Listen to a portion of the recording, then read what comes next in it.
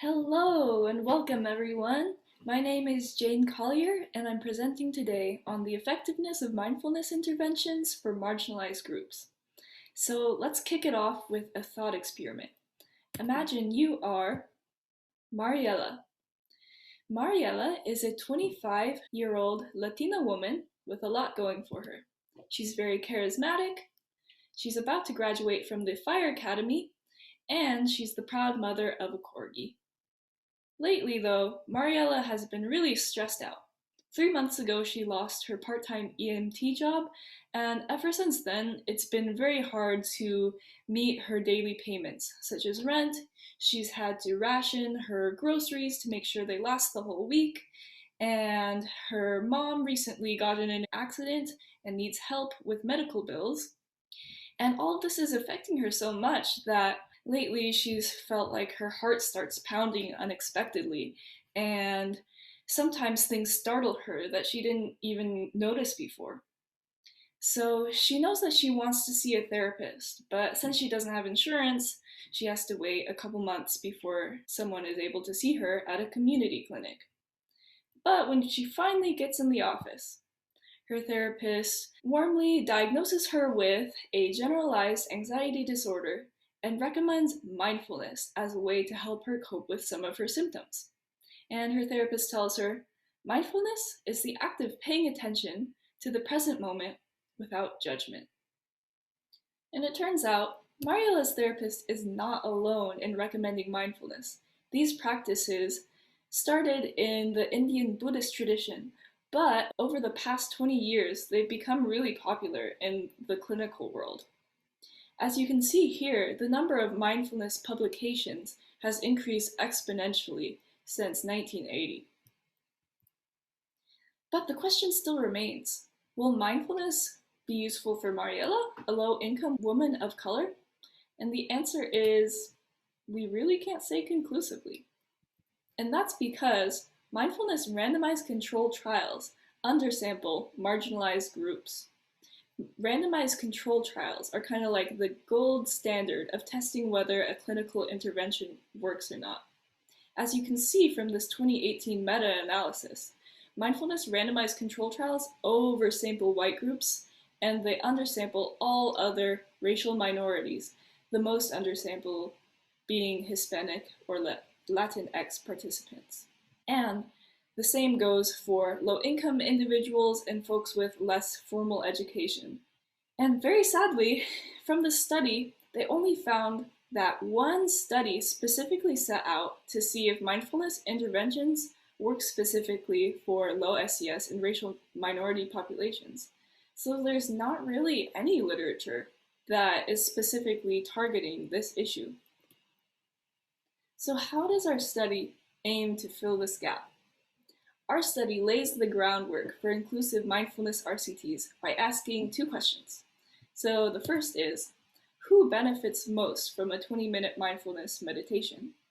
And the second is, if one group benefits more, then why is that? So let's get into how did we design our study. It's a three-parter. Part 1 asks participants to say how stressed or anxious they are, and they do that both before and after they complete a 20-minute mindfulness meditation. Part 2 asks them a whole bunch of questions about what they thought about the meditation. And then Part 3 asks them, are you experiencing any aspects of marginalized identity? So let's break it down a little more. How are we measuring stress and anxiety? For stress, we have our own 3 questions that we came up with ourselves. And then for anxiety, we're using a standardized state anxiety inventory. For our meditation, it's a Vipassana style, which means breath-based, audio recording. And again, we're measuring participants' stress and anxiety both before and after. And that allows us to calculate an improvement score. How much did anxiety and stress go down for participants? And one thing to note here is that our results for anxiety were pretty similar to those for stress, but they were just slightly more interesting. So throughout this presentation, when you hear me say improvement score, I'm really talking about change in anxiety. All right, what about Part 2, what kind of questions are we asking participants about what they thought about the meditation?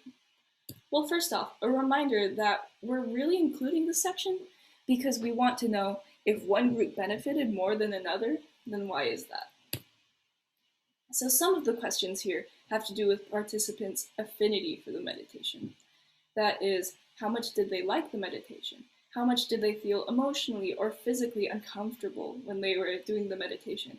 And were there certain aspects of it that they liked more than others? Other questions ask about the relevance of the meditation. Questions like, could you see this helping with your greatest stressors? Could you see yourself practicing this regularly? And we're also explicitly asking participants, how culturally relevant did this meditation feel to you?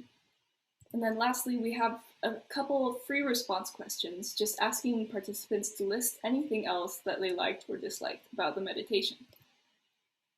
Next, how are we measuring marginalized identity? We have a whole bunch of demographic measures, such as ethno-racial background, country of origin, and immigrant identity. Whether or not participants have experienced housing and food insecurity, their gender identity, sex assigned at birth, and sexual orientation, as well as socioeconomic status. And then we're including some longer scales, including the Harvard Everyday Discrimination Scale, which asks participants to say how often they experience some common forms of discrimination, as well as the Heightened Vigilance Scale, which asks participants, how often do you alter your behavior, or how often do you have heightened arousal in anticipation of experiencing discrimination? And then lastly, we're including the Holmes-Rahe General Life Stress Test for Youth to see how stressed over the past 12 months participants have been. So, who ended up being our participants?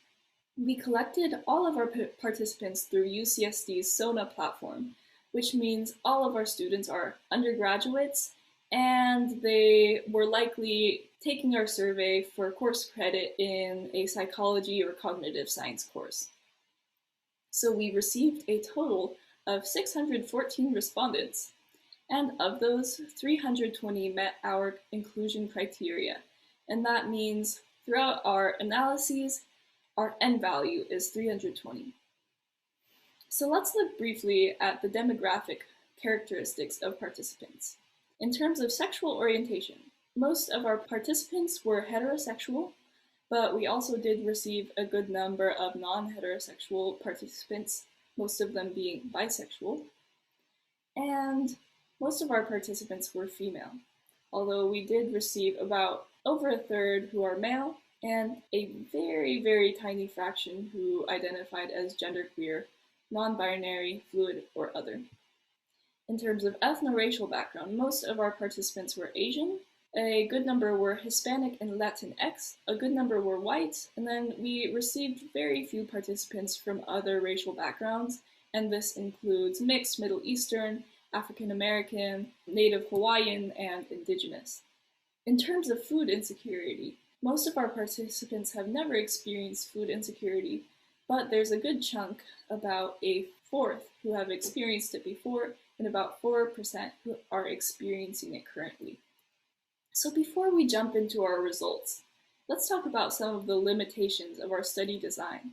So because we collected our participants through UCSD's SONA platform, we did end up undersampling some racial groups and some of those from different queer identities. So we didn't have enough power to analyze whether those participants did better or worse from our meditation. And secondly, very confounding, is that all of our subjects have some college education. And this is especially a problem because past studies have found that college students are more likely than those with lower education levels to have some exposure to mindfulness. And then lastly, there are so many different forms of mindfulness, and our study only tested one of them. So future studies will have to look into different types of mindfulness in order to see if our results generalize. All right, so let's get into the results. What did we find? Let's look first at this first question. Who benefits most from our 20-minute mindfulness meditation? So now that we know a bit about our design, we know that what we're really asking is which of those measures of marginalized identity predict improvement from our meditation. And to figure that out, we used a linear model. Here's the results from our linear model. As you can see, it turned out that there were 3 variables: general life stress, vigilance to discrimination, and sexual orientation, that contributed significantly to improvement score. And the effects are pretty weak. So as you can see, vigilance to discrimination, which is the variable that out of these 3 contributed the most, only explains about 3% of the variance in improvement score. Altogether, these 3 variables explain about 10% of the variance in improvement score. So what does this actually mean for a question, who benefits most from our meditation? Let's get at that with some visuals. So what we found is that those with higher general life stress tended to improve more from our meditation. As you can see, as general life stress increases, improvement score also goes up. And you can tell how weak the effect size is by how spread out the data points are here. Similar results for vigilance to discrimination. Those with higher vigilance also tended to have higher improvement scores. And those who identified as non-heterosexual were a little more likely to improve from the meditation than those who identified as heterosexual. All right, so we have our answer to question 1. Who benefits most from a 20-minute mindfulness meditation? It's those with higher general life stress, higher vigilance to discrimination, and those who identify as non-heterosexual. So that's great, but the question still remains, why is that? And one way we're approaching this question is by asking, does what people thought about the meditation predict how much they benefited from it? And this will be the topic of future analyses. We don't have the results on this yet. So, does perception of our meditation mediate how much subjects improve from it? So to answer that, we're looking at those questions we asked in part 2 of the study. What did you think about the meditation? We already know that those who are highly vigilant to discrimination tended to get higher improvement scores. But what if there's a third variable that mediates that relationship? It could be that those who are highly vigilant to discrimination also were more likely to say, I liked being asked to acknowledge my thoughts with compassion in that part 2 of our study. And maybe those who really liked being asked to acknowledge their thoughts with compassion were also more likely to get higher improvement scores. If this is the case, then we could say that those who are highly vigilant to discrimination got higher improvement scores because they liked being asked to acknowledge their thoughts with compassion, or at least that's part of it. And this question is really important because once we know what participants liked about the meditation, that'll help us know what ingredients to include when we're creating and recommending more effective mindfulness interventions in the future. All right, so let's sum up what we learned. What do we tell Mariella when she comes to the therapist's office? First, we would tell her, hey Mariella, we still need to confirm this with randomized controlled trials, but it's looking like mindfulness works equally well for most groups. That is, there was no marginalized group that did worse from meditation than other groups. And it looks like those with higher general life stress, which could be you, Mariella, as well as those with higher vigilance to discrimination and non-heterosexual individuals, actually might benefit a little bit more from mindfulness. And lastly, we're still looking into why. So that wraps up my presentation, but not without some very important thank yous. I felt so incredibly loved and supported while working on this thesis.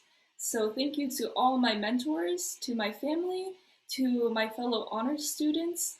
It has been such a blessing to be able to go on this journey with you all.